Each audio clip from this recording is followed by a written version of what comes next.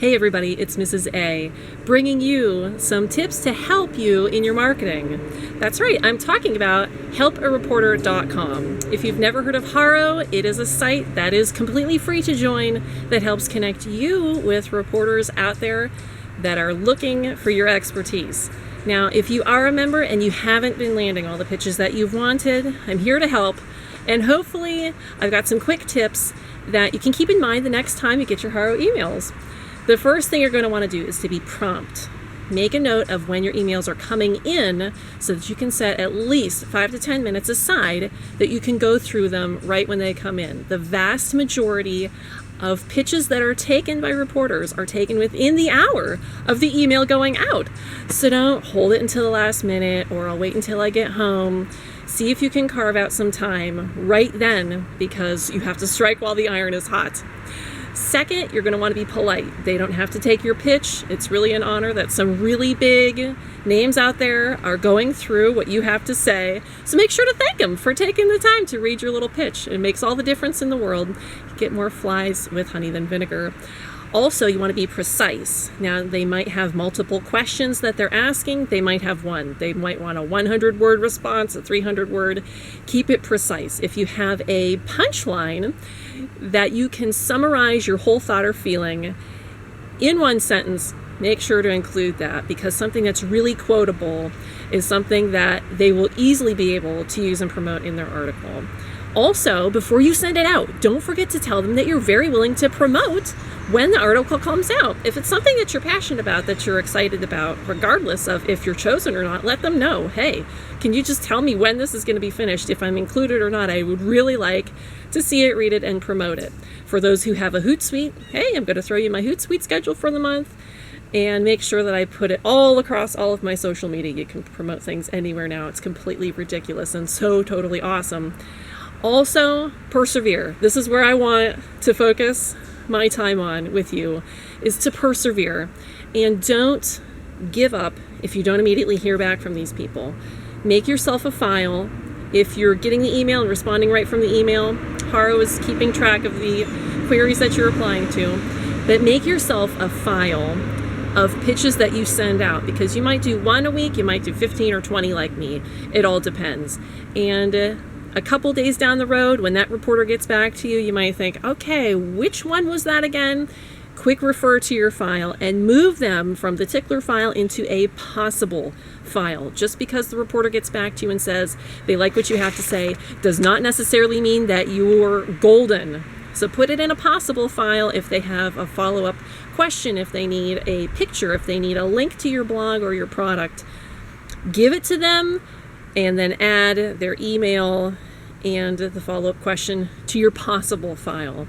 You're going to continue to ask them, obviously, when it's coming out and when they can promote it, but the thing is, they might not get back to you. If they reply from a business email or their personal Gmail account, which is the vast majority of reporters that get back to me, depending on spam filters nowadays, they might want to hear back from you. They might be more than willing to tell you when the article is coming out, but the spam filter is not going to recognize you, and it's not going to let your reply getting through. And so then you're going to be stuck wanting to get in contact, wanting to know when this is going live, and not really knowing.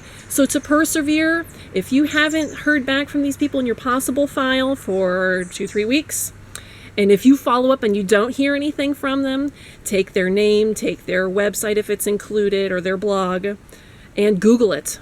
If they were remaining anonymous, or if they were a freelancer that was not immediately letting you know what blog or website this was going into, Google the name of the reporter and the general idea of the query that they started with, and see if you can find, because many times you will find that your pitch was good. They did like it. They did use it. They didn't let you know.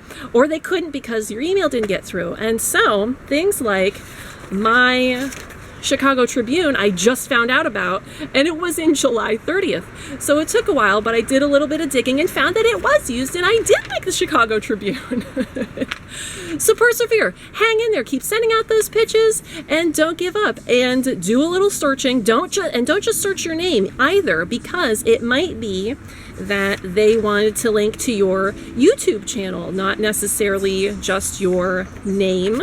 They might wanted to have credit you via your Twitter profile, and so you might search your name and this might not come up because they know you as Ollie1.